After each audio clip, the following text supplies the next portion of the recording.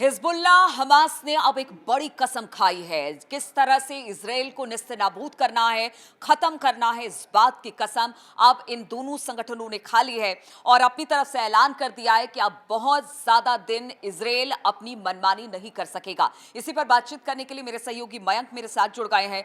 मयंक, एक तरह से कहा जाए कि पहले ही वार हो रहे हैं प्रॉक्सिस की तरफ से, चाहे वो हिजबुल्ला हो, हूती हो या फिर हमास हो, और अब तो एक तरह से कह लीजिए कि एक खबर आई है कि उसमें बकायदा कसम खाई गई है कि अब इजराइल को मनमानी नहीं करने देंगे।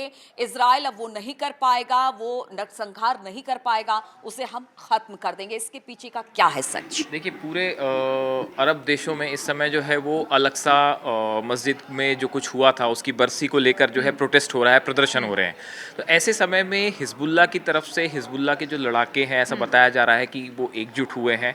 हुती के जो लड़ाके हैं वो एकजुट हुए हैं और उनकी तरफ से ये कहा गया है कि फ़िलिस्तीन पर जो हमले हुए या गज़ा पे जो हमले हुए इजराइल के, अब उसका बदला लिया जाएगा और इजराइल पर सबसे बड़ा अटैक किया जाएगा। तो देखिए अब तक ये जो पूरी लड़ाई चल रही है इसमें ईरान भले पीछे है, पिछली सीट पे है, लेकिन लड़ाई का पूरा जिम्मा जो है वो हिजबुल्ला ने उठा रखा है। अभी हमने देखा कि पिछले 48 घंटे में इजराइल में 2 एयरफोर्स बेस पर ज़बरदस्त हमले हुए। कई जगह बताया जा रहा है कि 10 जगह जो है वो हिजबुल्ला के जो रॉकेट्स जो हैं उनसे हमले हुए। तो कुल मिला के देखिए, और उसके तुरंत फ़ौरन बाद इजराइल की जो एयरफोर्स थी उसने लेबनान में 3 जगह एयर स्ट्राइक करी और जहाँ पे जिन जगहों से ये हमले हो रहे थे जो हिजबुल्ला के बेस माने जाते हैं, उनको इजराइल ने तबाह किया।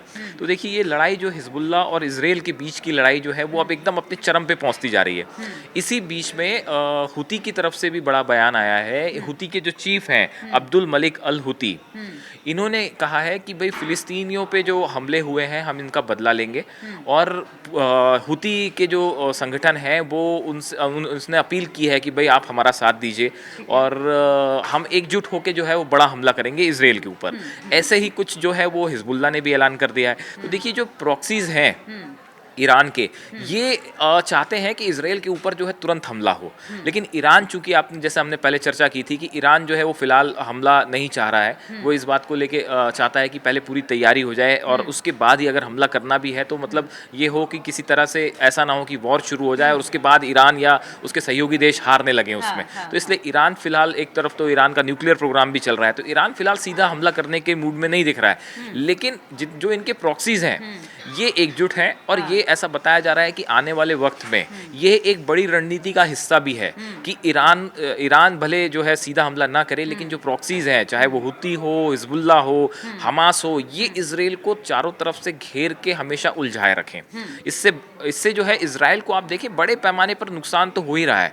मतलब आप लगातार हमेशा आप वॉर मोड में हैं और दूसरा इजराइल की जो जनता है उसके ऊपर भारी दबाव है कि भाई कभी भी वॉर हो सकता है। इकोनॉमी भी बहुत अच्छी नहीं है इजराइल की और वहां के अंदर से ही आवाजें उठने लग गई है कि ये क्या हो रहा है, क्या जंग खत्म होगी, नहीं होगी, सारी बातें अंदर से ही इजराइल की उठ रही देखिए है। लंबे समय तक जब आप कोई भी देश एक वॉर वाली सिचुएशन में रहता है तो उसमें फिर कई सारी चुनौतियां होती हैं, वो चाहे पॉलिटिकल फ्रंट पे हो, इकोनॉमिक फ्रंट पे हो। तो अब ये निश्चित रूप से देखिए एक बहुत बड़ा रिसोर्सेज जो हैं इजराइल के वो लगे हुए हैं लगातार कि एक तरफ तो हिजबुल्ला को काउंटर करना है, हमास को काउंटर करना है, ईरान कहीं हमला ना करे तो नेतन्याहू को अपने लोगों की सुरक्षा की भी पूरी तैयारी करनी है। तो ये तो निश्चित रूप से तय है कि एक बहुत बड़ा इकोनॉमिक सेटबैक ये इजराइल के लिए है, इसमें कोई दो राय नहीं है। और दूसरी तरफ जो है वो लगातार आपको अपडेट भी रहना है, हथियार भी जो है वो हमेशा जमा रखने होंगे कि कभी भी कोई भी बड़ा हमला हो सकता है। तो देखिए इस पूरे एरिया में पूरे मिडिल ईस्ट की अगर हम बात करें तो ये ऐसा लगता है कि एक बारूद के ढेर पे बैठा हुआ है और कभी भी कुछ भी हो सकता है।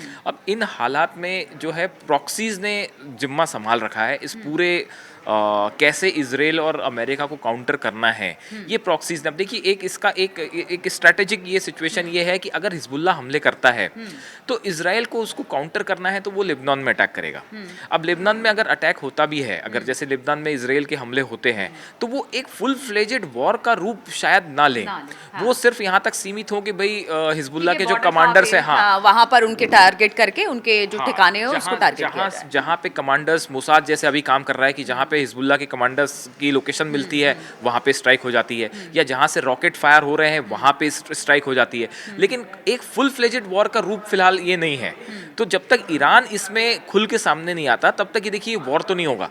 लेकिन वॉर नहीं भी होगा, लेकिन उसके बाद भी लगातार इसराइल पे जो है वो रॉकेट्स फायर हो रहे हैं, रात के समय जो है ज़बरदस्त हमले हो रहे हैं, दूसरी तरफ इसराइल हमले कर रहा है। तो ऐसी सिचुएशन में देखिए जितने एयरबेस हैं इसराइल के हमेशा अलर्ट मोड में है, बड़ी संख्या में सेना तैनात है। तो ऐसी स्थिति में ये पूरा इलाका जो है ये ऐसा है कि यहाँ पे कभी भी कुछ भी हो सकता है। और प्रॉक्सीज के हाथ में ये जंग फिलहाल प्रॉक्सीज वर्सेस इसराइल हो रखी है।